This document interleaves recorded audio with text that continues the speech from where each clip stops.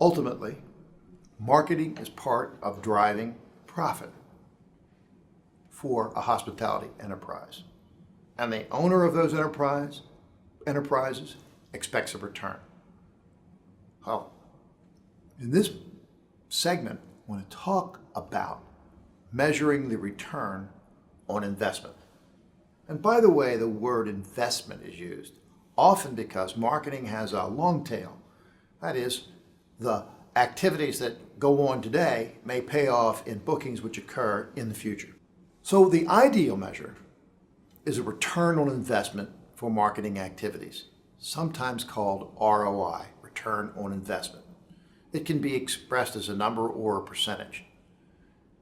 And ideally, it's the incremental revenue less the incremental cost associated with business which is driven to the enterprise by marketing activity.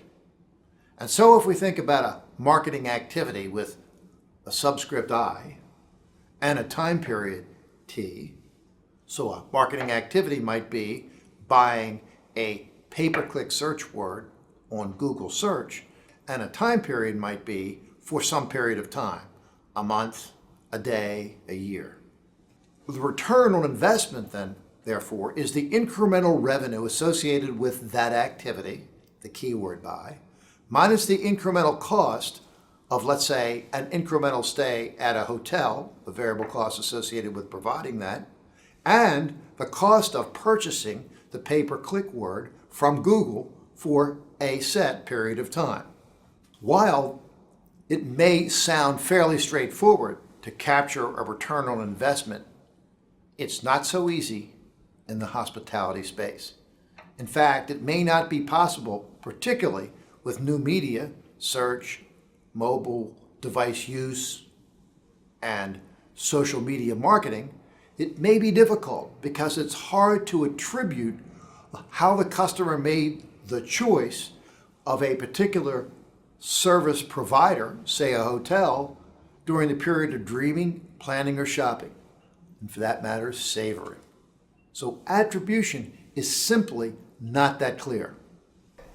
As an example of the complexity of attribution, consider the notion of buying a particular keyword in a search engine, say Google, in order to appear on a search engine's result page when a particular word or phrase is purchased.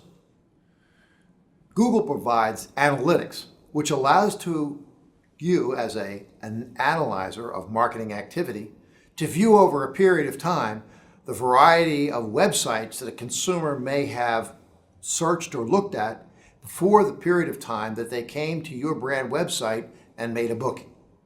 And so the click path may have included a visit to the online travel agency, a visit to a destination site, a look at a TripAdvisor review, a whole set of activities that may have occurred before the customer actually came to your website and made the booking. So how do we attribute in that set of activities, how do we attribute what really made the choice occur for the customer?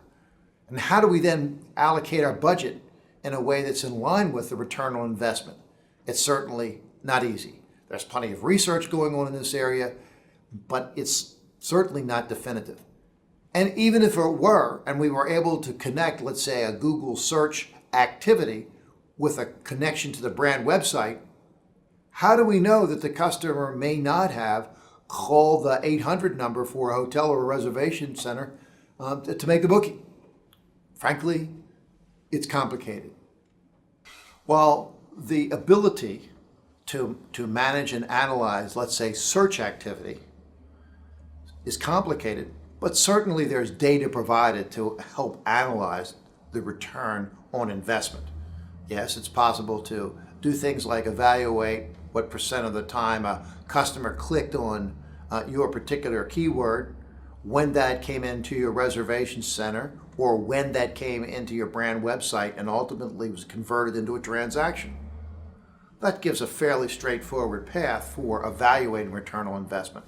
Compare that with a whole set of activities associated with social media, TripAdvisor reviews, which is a peer-to-peer review, or social media mentions, or blogging about the property. All of those really lead to a return on engagement. That is, efforts to measure the level of engagement that the consumer has with the enterprise. That may even likely fall short of a return on investment. And so we could think about on a social media level, things like how many fans do I have? How many looks did I get? How long did the customer take a look at or review a particular piece of information about the property? How long did they stay on my website? Were there activities that went viral? Was there a YouTube video that was produced by or at the property that became viral and promoted the interesting activities that were going on with regard to a particular property? And moreover, that activity became or went viral. It gained media attention and optimization and almost a feedback effect with regard to growing more fans.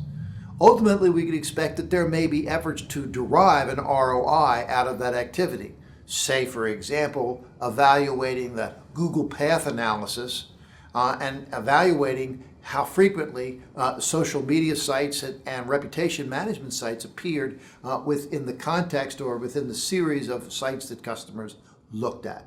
So rate of engagement is really getting at how effective are we at gaining awareness and engagement of customers. What does that mean practically? What it means practically is parallel to an effort of return on investment is an effort to track the level of engagement. Number of fans, number of guests, number of repeat guests, number of guests who are loyal guests. Tracking how many advocates they are, what are they saying about it, what's the sentiment about the property, how much buzz is being created. Moreover, and perhaps most important, what are the customers and what are those engaging with the enterprise saying with regard to the brand's brand promise and brand reputation? It's complicated.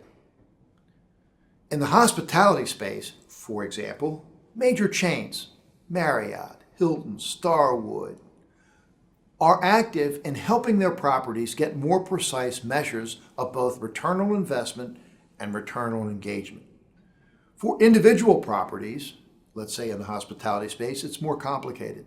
In fact, what's evolved is an entire industry devoted to helping firms do a better job of evaluating their return on investment engagement. Firms like Revinate and ReviewPro, which are focus on both social media and reputation. Sabre Hospitality Solutions, which does a similar sort of activity, but also supports search engine marketing. Milestone Interactive, another company whose focus is primarily on search engine optimization. Frankly, there's a lot more companies like this, but they're out there, and they're there because we need help as marketers in doing a better job of managing both the return on investment and the return on engagement.